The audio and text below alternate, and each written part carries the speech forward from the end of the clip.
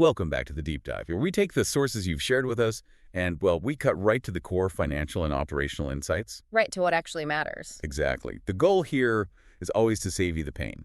We're talking thousands of dollars, months of delays, and honestly, those massive compliance headaches. The ones that come from jumping into a niche market unprepared, for sure. And today, we are tackling a huge one. A really expensive misconception in the world of impact real estate. It's a big one. Yeah. If you're looking to invest or become a specialized landlord, it feels like everyone assumes assisted living facilities, ALFs, and special needs housing, SNH, are, basically the same thing. And that assumption is, well, it's catastrophic. They are fundamentally different models, financially and legally. So our mission today is to just tear that idea apart. That's right. We're going to define the paths so you can choose the right one. And we're basing this whole deep dive on insights from Robert Flowers. Oh yeah, he's been a huge favorite on past shows. From Flowers and Associates. The very same. His firm specializes in special needs housing, so we're tapping directly into his expertise to give you the blueprint. Okay, so what's the hook? What's the one thing people need to remember? It's this. The difference boils down to healthcare versus real estate. It is the absolute difference between running a high-risk healthcare operation and executing a stable, predictable real estate strategy. You have to decide which business you want to be in from the very start. All right, let's unpack that. I think we have to start with definitions because the type of person you're serving, that dictates the entire model. So let's start with the ALF. The assisted living facility. Right. The sources are really clear on this. It's a licensed residential care facility, and it's almost always focused on seniors. We're talking 65 and up. And not just any seniors. No, exactly. They're serving people who need real help with daily living.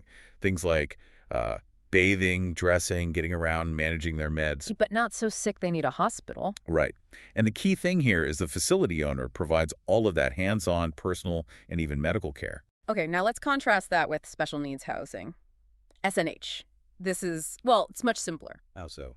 You're just using standard residential properties, a normal single-family home, a duplex, in a regular neighborhood. The property itself is just housing. Okay, so the building isn't specialized. Not really. And the clientele is so much broader. This is where that social impact really diversifies. So who are we talking about? We're talking about stable homes for adults with developmental disabilities, people with mental health challenges, veterans. Youth aging out of foster care. Exactly. Or even individuals transitioning from homelessness or incarceration. It's a totally different spectrum of need. So that difference creates this huge gap. A chasm, really. It's all about who is responsible for the care, right? In an ALF, the owner is the care provider. They're liable for everything, the medication, the health outcomes, all of it. But in special needs housing, the whole model is built on partnership, on risk transfer, meaning your job as the property owner ends at the front door. You are the landlord. You provide a safe, quality house. And the actual support. That's handled entirely by external, specialized nonprofit organizations or licensed agencies who partner with you. You collect the rent. They manage the care. That liability transfer. Yeah. That sounds like the core financial dividing line. It is. And it changes everything about the operational reality. Which brings us to regulation. Okay.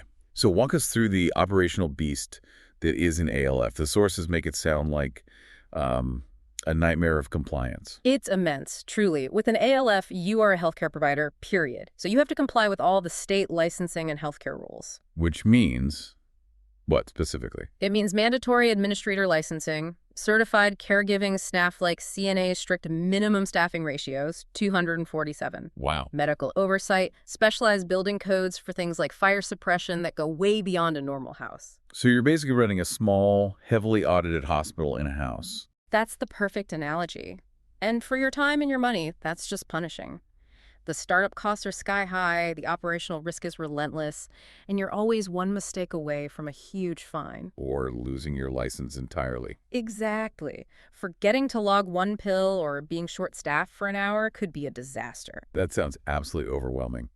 So how does special needs housing get around all that? I mean, you're still housing vulnerable people. Because you, the property owner, are not providing the healthcare service. You're just renting a house. So no healthcare license for the landlord? Generally, no. The sources confirm that. Your legal duties are standard landlord-tenant law. Make sure the property is safe and habitable. You rely completely on your partner agency. They're the ones with the license. They're the ones holding the license and managing all that complex clinical risk. So that's the takeaway from Robert Flowers. ALFs are healthcare businesses. High compliance healthcare businesses. And special needs housing is a real estate strategy. It's a predictable one, yeah. Recognizing that difference defines your entire risk profile as an investor. Okay, let's talk about that risk. The third major difference, staffing and liability. This is where the money side really seems to explode. It does. In an ALF, you need that 247 care. So your biggest line item every single month is payroll. And all the costs that come with it. All of them. Really high workers' comp insurance because of the physical care involved and the just crushing cost of staff turnover. It's a tough job. And the liability is just off the charts. You're directly responsible for people's health. A slip, a fall, a medication error, any claim of neglect. Yeah. It all comes back to you, the owner. That's a huge operational burden. It requires massive insurance policies and just meticulous everything. And that huge liability is exactly why the source material points out that a lot of landlords who tried running small care homes are now actively getting out. They're exiting traditional care models. And shifting their properties over to the S&H partnership model. It just makes more sense. Let's talk about that risk transfer in S&H. It's fascinating. Yeah. So as the property owner, you have no on-site care staff. Zero. None.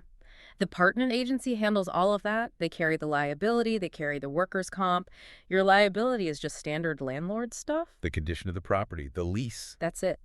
It's an enormous reduction in complexity and, frankly, stress. Which has to affect how quickly you can get started, the time to income. Wow, it's night and day. If you go the ALF route, your time to actually earning money is agonizingly slow. How slow? You're looking at minimum 6 to 18 months just for the state licensing process, plus the build-out. You're burning cash for over a year before you see a single dollar in revenue. Wow.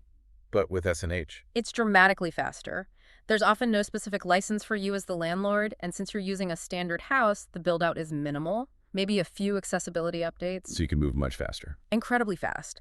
The sources say S&H operators are often getting tenants placed and rent payments started within, say, 60 to 90 days. That speed to cash flow is a massive advantage for an investor. Invaluable. Okay, let's dive deep into the money itself, the cash flow, because that's what makes or breaks an investment. In ALFs, the income streams seem volatile. Highly volatile, yeah. You're relying on this complicated mix of private pay residents who can leave at any time. Long-term care insurance claims. And the big one, state Medicaid reimbursements. And that's the killer for cash flow, isn't it? It's the killer.